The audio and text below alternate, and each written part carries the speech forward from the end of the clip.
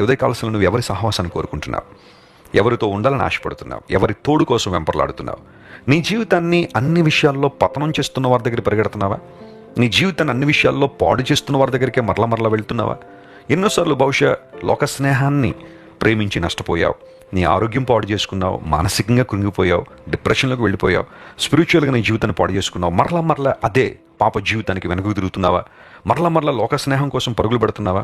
ప్రభు మాట్లాడుతున్నాడు, ఆయనతో మనం సహవాసం చేయగలిగితే మనకు సమాధానం ఉంది, అలాగే మేలుందని లేఖనాలు ధృవీకరిస్తున్నప్పుడు క్రీస్తు ప్రభుతో సహవాసం. దేవుడు నీ నుండి నా నుండి ఆశిస్తుంది అంటూ ఏదైనా ఉంది అంటే మనతో సహవాసమే కదా. ఆయన తన రూపంలో తన పోలికలో మనల్ని ఎందుకు చేసుకున్నారు అంటే మనం ఆయనతో సహవాసం చేస్తామని, ఒక సంబంధాన్ని కలిగి ఉంటామని. మతం మనిషిని దేవునికి దూరం చేసేసింది. ఎందుకోసం అంటే ఆచారాలు, వ్యవహారాలు, సంప్రదాయాలు ఇవన్నీ కూడా మనిషి దేవునికి దగ్గర అవుతున్నాడు అని అనుకుంటున్నాడు, కానీ వాటి ద్వారా మనిషి ఇంకా దేవునికి దూరం అయిపోతున్నాడు, దేవుని మెప్పించలేకపోతున్నాడు. కానీ దేవునితో సహవాసం మనం కలిగి ఉండాలంటే క్రీస్తు ప్రభు ద్వారా మాత్రమే అది సాధ్యం. మన పాపమును ఒప్పుకుని